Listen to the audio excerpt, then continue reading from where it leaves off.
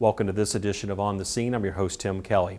On today's program, we're going to talk with the city assessor and find out exactly what goes on in creating an assessment on your real estate. So we'll have that information coming up. Also, we're going to spend a little time talking about the Love Local, Buy Suffolk campaign, a great way to spend your dollars in the community and make a big economic impact here in Suffolk. Stay tuned.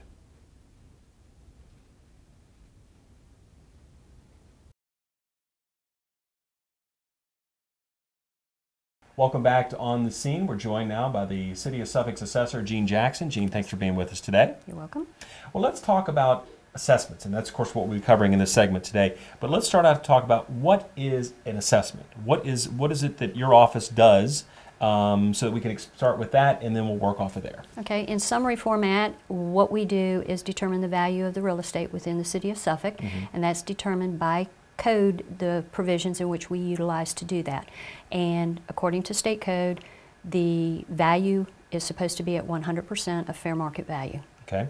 Now, what goes into determining that? What criteria do y'all use? I know there's a process and obviously some software that backs everything up. If you explain what goes about to determine what that number is for the individual. What happens is there's cost factors. Like in any evaluation process, there's different factors that are used. And within the appraising world, the factors are cost, income, or sales market. Okay? And on the residential side, predominantly it's sales and cost. Right. It's very rare that you would ever have an income issue with a personal residence. And in that case, what happens is we evaluated both what it would cost to build that house, the value of the land, as well as determining any sales that have occurred in that market during a specified period of time. That specified period of time is very restrictive as far as the state code goes. We have to use January 1 through December 31st of the preceding year. For example, for the upcoming assessments, which is our FY July 1, 2013, that goes through June 30th of 2014, we can only use sales during the period of January 1 through December 31st of 2012. And we can look back, in some cases determine if something will assist us in a prior year. But we cannot do anything in 2013 for that fiscal year. So in a sense, I know people might use the word, the assessment sort of lags the market to a sense, only because you're taking your snapshot, as you said, from January 1 to December 31 of the previous calendar year. Correct. So therefore, if you're getting your assessment information, which of course will be going out in the mail and everybody will receive their data sheet, or the sheet there, it indicates that value is based on that information. So it's not necessarily reflective of that exact moment in time per se, correct? Would that be an accurate statement? Correct. Okay. And what happens sometimes is, because we're lagging behind, in certain situations our assessments may be over-assessed a little bit in a down market, and they will be under-assessed in a good market. That's right. So there is, but just to explain, there is a time factor, as you noted, and of course that's dictated by state code, correct? Correct. Okay. Go ahead. One additional thing I would say is, unlike lending institutions where somebody goes out and gets an appraisal for financing purposes, those appraisals are restrictive in nature as well, because the bank or the lending institution is putting money on the line. It's a risk factor for them. So they tend to tighten up their restrictions for a closer 3 months, 6 months sales market type situation. And they may have some other restrictions too. So not always is a appraisal for financing equal to a fair market opinion for value as far as assessments go. Got it. So there definitely is a distinction there that can come up in some instances, right? Correct. Now, when are we going to be receiving the forms in the mail? When are they going out for 2013 to reflect, again, the data that we noted that really is the 2012 information? And what, number one, when does it go out? What are we receiving? If you could kind of tell us what's on the form, and I believe this year there's some slight differences with regard to what's going to be on that piece of paper there. Correct. As well as when does that take effect? And I think you've already alluded to that will be, I think, July 1st, pardon me, of 13 through June 30th of 14. You could kind of cover again when it goes out, what's on it, and the period of time that it covers, which of course we've already kind of noted a couple times. But. Well, in the past, they've gone out the first week of March.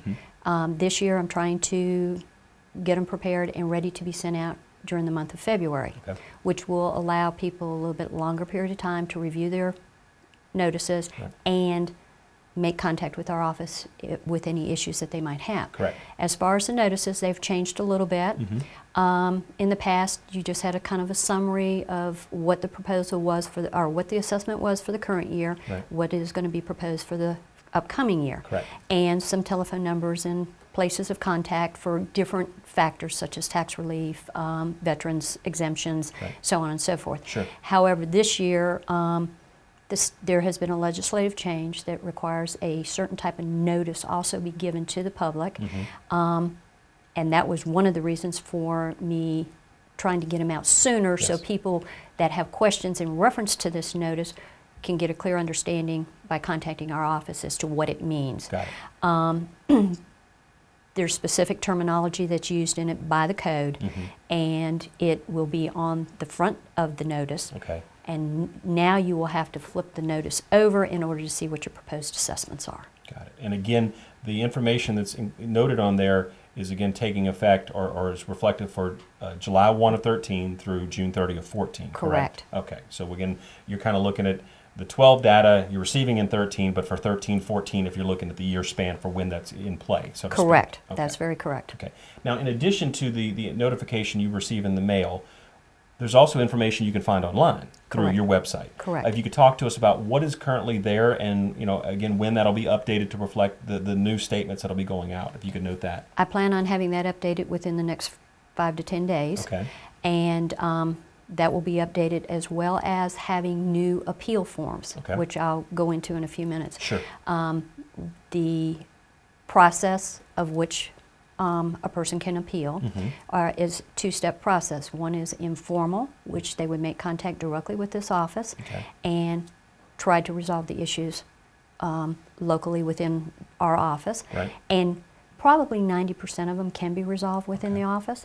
There are extenuating circumstances when somebody may need or desire to go to the Board of Equalization, which Right. is the next level Okay. of the appeal process. Right. But I always try to encourage people to come to our office Sure. first, because most of them can be resolved, because usually they're very basic Right. issues. Right. Once, whether they choose to go through the informal process or not, that's their choice. But the deadline for the final appeal before the Board of Equalization is May 1. Okay. There's an application process for that. And we have revised the form from previous years because the other form was a little bit cumbersome and a little confusing. Right. So we have revised that form. Great. And once we update the website, that will be Reflective on there as Okay. well. And the date for those application deadline is May 1st of 2013. Okay. And then they will have hearings before the Board of Equalization, which is a 3-panel court-appointed board. And all of the board members reside in the city of Suffolk, Okay. as well as having real estate or financial background. Got it. So again, they're experts in their field, so to speak, Correct. to be the folks that are going to be making any kind of ruling or judgment or based on whatever the question is at the time, correct? Correct. Now, when you get your assessment form, correct me if I'm wrong, isn't there a contact number, a person within your office that would be your first point of contact if you have a question in any capacity about what the information you receive? What we do is we have a main number that we have everybody come in through. Right. And the reason for that is so that we can log and keep track of any contacts that a individual may make, Yes. and to make sure that we can follow up to make sure they have been timely, their issues have been timely addressed. Yes. Okay. And so that's how we handle that, so Okay. that we've got a login procedure for I that. understand. And what is the main number for the assessor's office? 514-7475. Okay, and of course we'll also put the website address up there as well. Correct. And there's a lot of this information we're talking about today can also be found on the website, because you have some nice frequently asked questions and some other information that's there that it might be a good way to check some things out, and that way you can kind of inform yourself a little bit before you wind up calling, if you need to, for any particular reason, to call the assessor's office Right. to with any question you may have about your assessment or any information related to that, correct? Correct. And again, as you noted with if you have a question about that, as you noted, there's the informal process that certainly, like you said, resolves 90+%, so to speak, of questions or situations that people have. And that's, as you noted, an informal process, I presume, can be done probably over the phone or perhaps even with an in-person meeting, depending upon what the circumstances require. Correct. Now, what information, or is it really dependent upon the circumstance that you as an individual may want to provide in that instance, or will the person that you're working with in your office kind of tell you, look, if you have this or that, we need to see that so we can kind of work together on this? Yes, and that is a good question there. Yeah.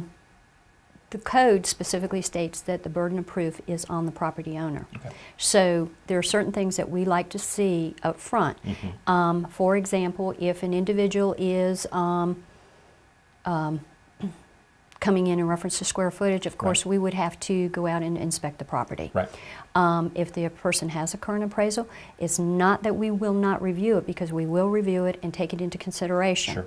But they need to substantiate whatever their issue is, especially if they go before the Board of Equalization. Correct. They have to have the documentation to back whatever their appeal is. Correct, okay. So again, that's a nice way to do it. Again, we'll reference the phone number and the website again to get information on that. Speaking of the website, just for a second, I believe certainly the information is there in the format it's been there. We've seen that for a little while, but there may be some changes coming up that we're going to be seeing in that sense. I don't know if you'd like to talk a little bit about that, yes, and maybe what the timetable would be. Yes, I would. Okay. We are going to a new in-house computerized system. Okay. And that is going to be Vision Solutions. Mm-hmm. We're in the middle of doing that conversion now, yes, and we are planning for it to go live in September. Okay. We're hoping that it will benefit the public, mm-hmm, because it has more information, more amenities that the current system does not have. Sure. And behind that, after we go live with that, mm-hmm, and get things ironed out a little bit, the next phase behind that is to do an updated website, which everybody will love. It is super. Good deal. Well, we'll be looking forward to that. And again, you noted that's kind of maybe early fall of, mm-hmm, of 2013, correct? It's kind of the timetable that we're looking on. For the activation of the Vision program, yes. Okay, good deal. Well, that's something to look forward to. And Jean, before we go, anything else you might like to add that maybe we didn't cover, or you'd like to kind of re-emphasize before we leave everyone today? I would like to emphasize the fact that the individuals, property owners, no matter what their concern is, mm-hmm, or no matter what their question is, yes, they need to come to us so that we can attempt to resolve whatever their issues are. I want this office to be a public service office, customer service oriented, as well as making sure that their information on the property record card as well as their fair market value is accurate. Okay, and one thing we didn't note, but since you mentioned it there with customer service, where are y'all located? Where is this office? Of course, where we're shooting from today. Currently, we're located at 108 Commerce Street, which is located right behind the street behind the courthouse, mm-hmm, building, which is located on Main Street. And then you have kind of a maroon awning right out front, correct, something kind of a landmark to look forward to, correct, when you're approaching in there. And the reception area, you come in there, and I guess you could talk to them about what you need, and then they could kind of funnel out the requests from there. Correct. Good deal. Well, Jean, thanks for being with us today. Spending some time to talk about the assessment process and the assessor's office, and hopefully we provided some good information. And as noted, again, if you have any additional questions, feel free to call the assessor's office, and we'll provide that number so that you can do that in case you do have any follow-up questions. And we'll have more on the scene when we return.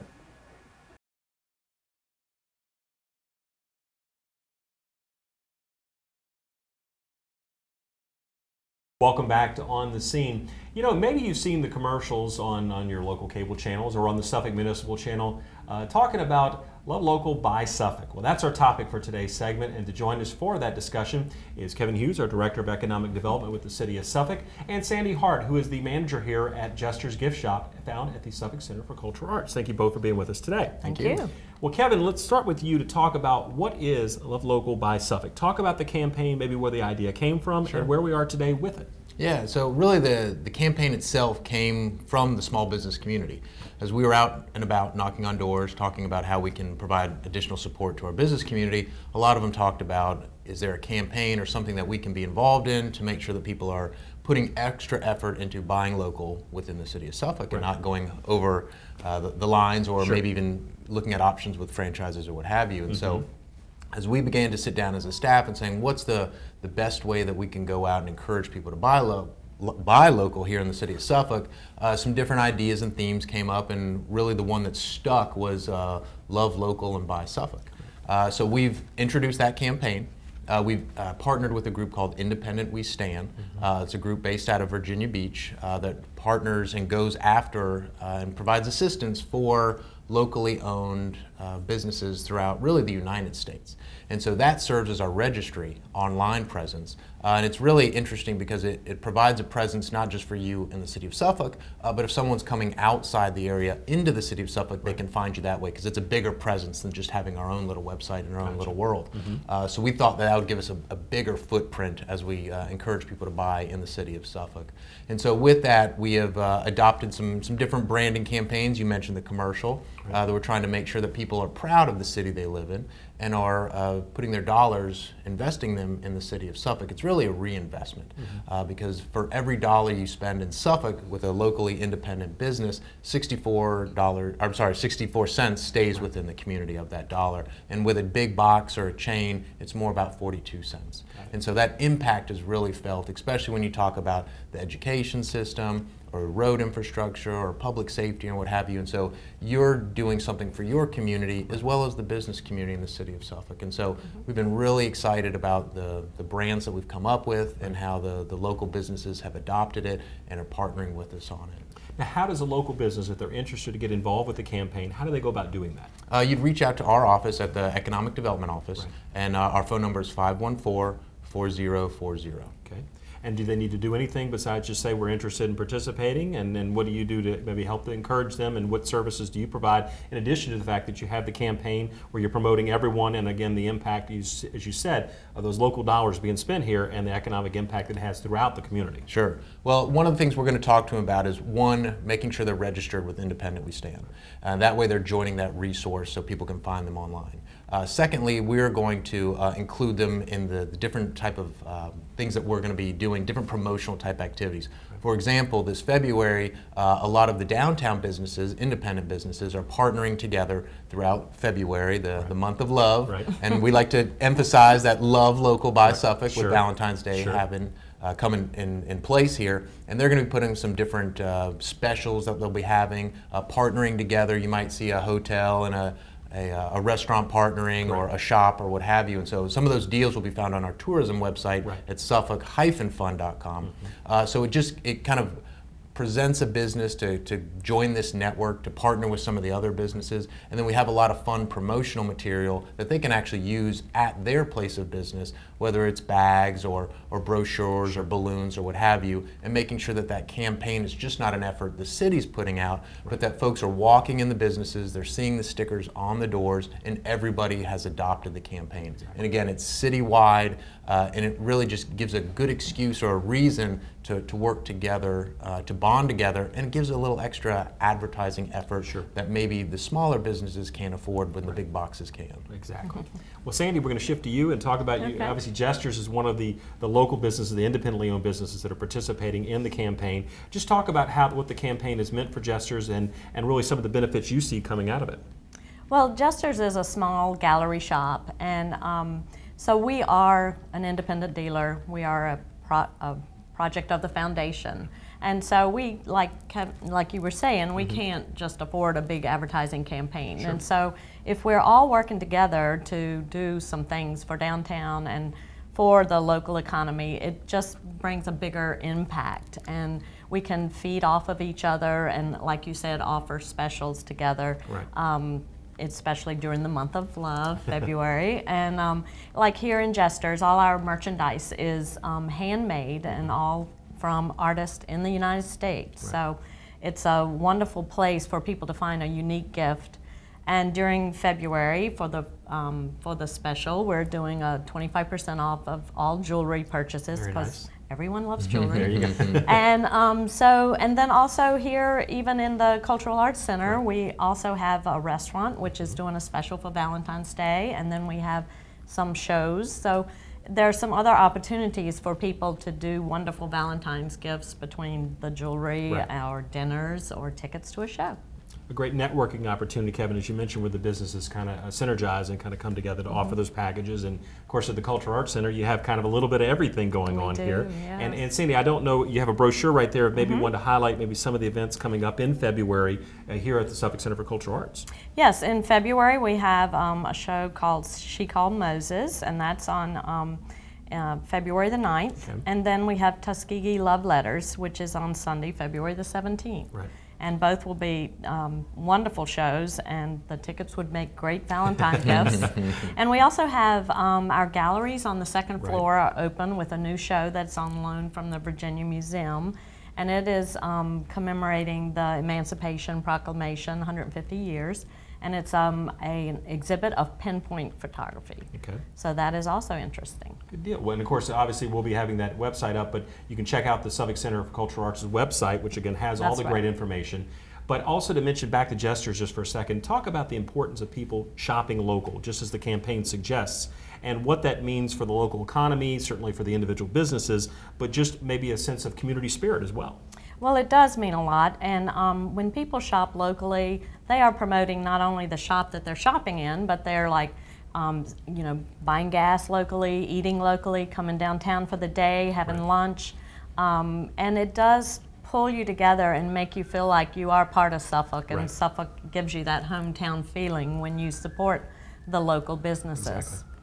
Now again, the buying power, so to speak, of a bunch of individual businesses coming together to offer campaigns. We talked about the one that's kind of been put together for February, but I know for the holidays as well, the businesses come together and do those kind of projects. How do those usually come together? Because again, if you're drawing everybody to a certain area, you can get the buying power of the group coming to there. They might go into shop A, but then, hey, Jester's is right here, we can come over here as well.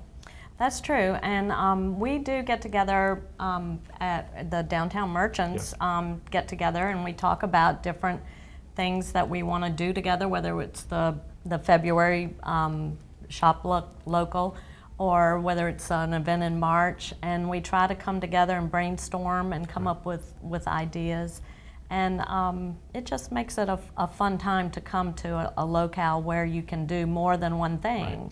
And we here in Jesters, we try to steer people to some of the other shops downtown. I feel like we're not here competing against each other, we're working together, because I certainly feel that the more businesses you have in an area, the more people will come. Exactly. So again, there's that buying power of the group, if you will, right. because you have that area where everybody can go and kind of pick up a little bit of something for everything, so to speak, or for everyone. Kevin, talking again about the campaign itself, you have some unique, possibly opportunities or leave behinds and some things, and some things maybe that folks, if they're out thinking, well, is this an independent store? Some things they can look for maybe in the window to kind of signify, hey, this is an independently owned business here in Suffolk. Absolutely. I brought some goodies with me. All right. These are some of the things that we are giving to our small businesses that are participating in our Love Local by Suffolk. So first of all is a nice gift bag with our beautiful logo, which was actually designed in-house in the city of Suffolk with Teresa Earls from our tourism department. We've also have these nice rack cards, which a lot of businesses are putting right by the register, which have some familiar photos and faces of people who own businesses in Suffolk, and then some nice information that says why it's important. So a good piece to maybe put in the bag as you're ringing up your customer. We've got some Love Local stickers, which we've seen some folks put on their bags or their boxes as they're giving away, or their coffee mugs. And then you should be on the lookout for our Love Local. It's a little backwards, but it sticks. It's a window cling. You'll see on the glass door. I see one right there at the Jester's entrance. And then we've got some fun stuff. We've got some balloons that they can hang out on their front boards, or even some stick-on tattoos that we think the kids get a kick out of too. So we really want to have fun with this, and we want to make sure our businesses are on board with this and are handing out this material. And so again, if someone is interested, a small business who hasn't signed up, they can reach us at 514-4040. We'll be happy to connect up with you and make sure you get these items so we can help spread the word about loving local and buying Suffolk. And of course, they can also visit the Economic Development website, because I believe you have a link to the bigger website. Is that correct? We do, at yessuffolk.com. Okay, good deal. So again, some things to look forward to. And again, we certainly want to encourage people to love local and buy Suffolk, and this campaign is certainly a great way to do it. So Kevin and Sandy, thanks for being with us today. Thank you. Thanks, Tim. Thank you. Thanks for watching this edition of On the Scene. We'll see you next time.